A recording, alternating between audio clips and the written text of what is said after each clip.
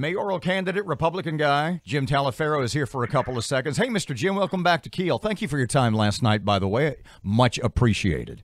It was great, Robert. I appreciate you hanging out with me and with us, and it was a great evening. It was a great evening. Thanks so much for sharing that. We were talking last night, and one of the things I asked you in our little interview was it was the last day of the campaign. What did you do? Who did you talk to? What did you see? And then I said, what have you learned in the course of your campaign about Shreveport and its people? Take another run at that, because it was a really great answer if anybody missed it.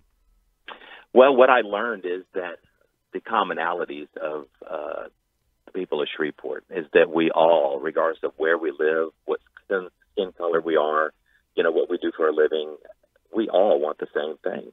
And going crisscrossing across the city, of course, I've been in the city for over 30 years in law enforcement, so I've had an opportunity to speak with, people in all facets of their lives inside Shreveport, and they just want the same thing. They want safety and security for their family. They want to hold a good job.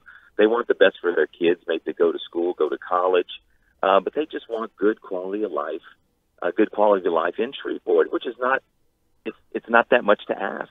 So, that's my answer, is that everybody seems to want the same thing, regardless of rich, poor, or indifferent. I want the same thing for my kids that you want for your kids, and we're no different when you kind of get right down to it. Jim, what do you want to hear from Mr. Perkins or Ms. Tyler when they solicit you for an endorsement? I want to know what they're going to do to catapult our city forward. I really want to know what they'll do to develop good customer service. I really want them to tell me and sell me that we have a better plan, and the way that we've done business in the past is not the way we're going to continue to do business. We're going to develop healthy relationships. We're going to be transparent, and not just use the word transparency. We're going to be totally honest. And if we make a mistake, we're going to own our mistake, and we're going to press forward. One of the things I learned doing public information with the Shreveport Police Department is that when you're honest with the public, they are very forgiving. And you've always heard I forgot what it was now, but basically the excuses are worse than the cover-up is worse than the actual mistake. Mm-hmm. So I want them to be transparent. I want them to be honest. I want them to engage in being a people leader. One of the things that I've always strived myself on is, people come first. These are just not statistics.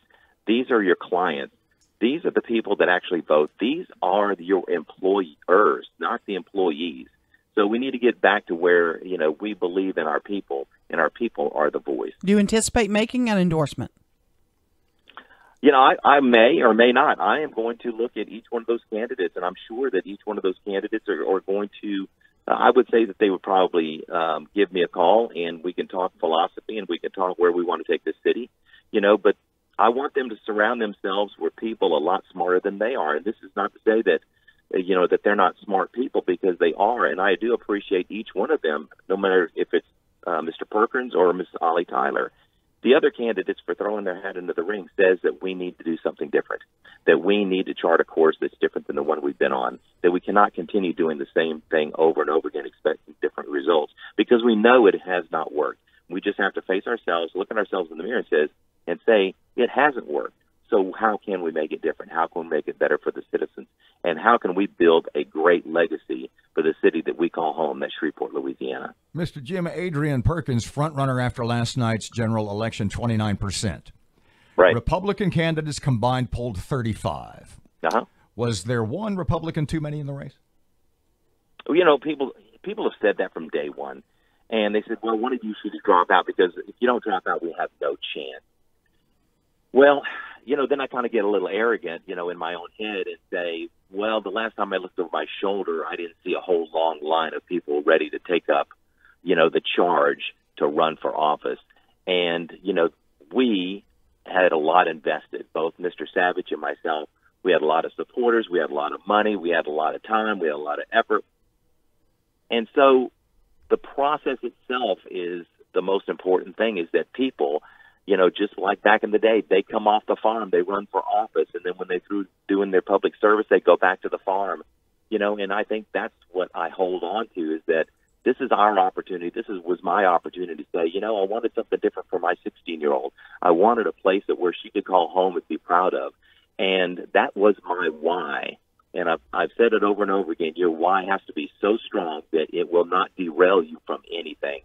And I was not going to let somebody else's public opinion saying, "Oh, you need to quit, you need to get out of the race," derail my why.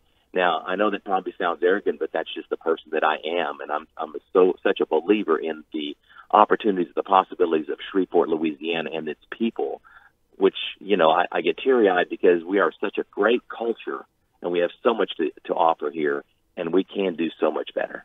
This is not the first time you put your toe in the political lake. Do you think you're? That's good. I like that. Do you think you're? Do you think you're done? I'm done when God says I'm done. You know, the point is that I'm a public servant, and I profess that all along, and people know me as the public servant. I will always continue to do what I think is best for the citizens of Shreveport, you know, and for our country. You know, I'm a military-minded guy, just like Mr. Perkins, but, you know, my thing is people are our best resources, and, you know, is the motto of the first sergeant in the United States Air Force, is that people are our business. And as long as it's a concern of yours, it has to be a concern of mine if I'm a true public servant, and I am a public servant. So, you know, I think God has got a much bigger plan. I always kind of share people that when we make plans, God laughs because it's not our plan. So this is just another opportunity for me to learn. I'm always learning as a leader, as a public servant. I'm always learning from, you know, other people's mistakes, other people's successes. And so I'll never stop learning, and I'm very humbled at the opportunity to keep serving the people that I love, and that's in Shreveport. Jim Taliaferro, thanks so much for your time. It's a privilege to serve. Thank you so much.